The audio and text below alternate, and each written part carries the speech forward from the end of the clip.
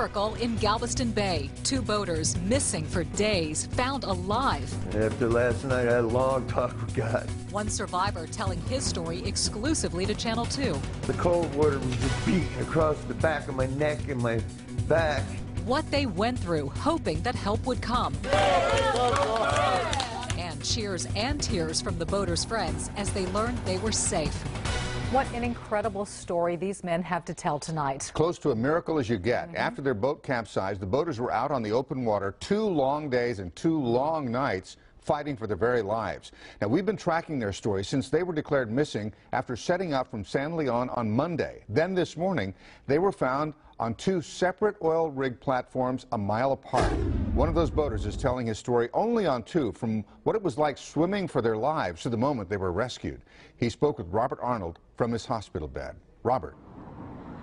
Yeah, Ray Jasek is dehydrated, he's sunburned, and he is cut up, but he is alive. And when you hear what he and his friend Michael Watkins went through, you'll understand it was sheer force of will that kept these men alive.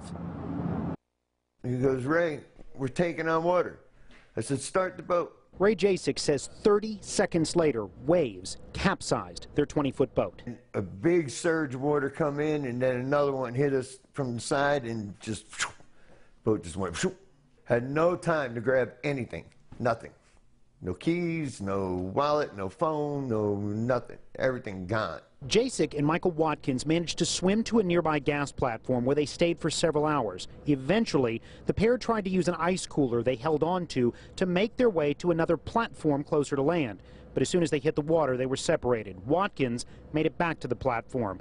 Jasek was knocked around by the waves until he floated near a collection of old pipes sticking out of the water. That was literally just a pipe that came up, and it had a couple different little arms that had went out. Some were busted off, and everything around it was busted and sharp edges. Those pipes were all he had to cling to when intense storms pounded our area Tuesday night and Wednesday morning. Tie a rope around the pole in my wrist and squeeze down in between the pipes underneath it, just cutting the hell out of myself, and sit on one of these broken pipes underneath it. It was hailing and raining and 30, 40 mile an hour winds, and it dropped probably 30, 40 degrees. And both, I thought Mike got hit by a lightning bolt.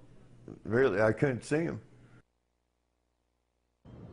It wasn't until this morning that Jasek says that he finally saw that Watkins had, in fact, survived the storm. Now, one of the things that Jasek said is despite the all-out assault on his mind and senses, the most frustrating part came at night. They were close enough to land. They could actually see people searching for them, but they were too far away to get their attention. Jasek said he finally got a Coast Guard pilot's attention by waving his white T-shirt in the air.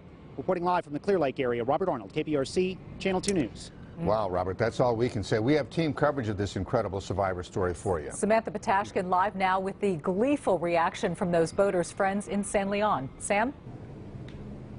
Yeah, you know, the fishing community over in San Leon, where those 2 boaters left on Monday, it is a very tight-knit community, so you can imagine the reaction of all of those fellow fishermen when they found out that their 2 friends were alive. I believe we do have some video of them over at the American Legion in San Leon from earlier this afternoon. They were watching that Coast Guard rescue video that you saw in Robert's package all afternoon. They just cannot believe that this happened. In fact, we talked to one of them who said that after 48 hours, you only have a 2% chance of surviving those waters. Not sure if that is indeed correct, but that's what that fisherman was saying out there. You know, they say they've lost a lot of friends in the water. They've seen a lot of friends drown. They've seen a lot of boats go down through the years, so they definitely did not think that this would happen. They themselves actually set out on the water after this happened on boats trying to look for their friends themselves, and one of them said to us, he said, you know, we were pretty sure that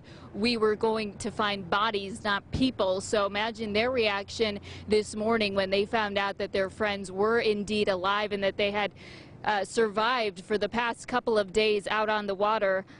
So some very happy news for all of those fishermen in San Leon this afternoon. I also talked to the wife earlier of the other fisherman, Mike Watkins.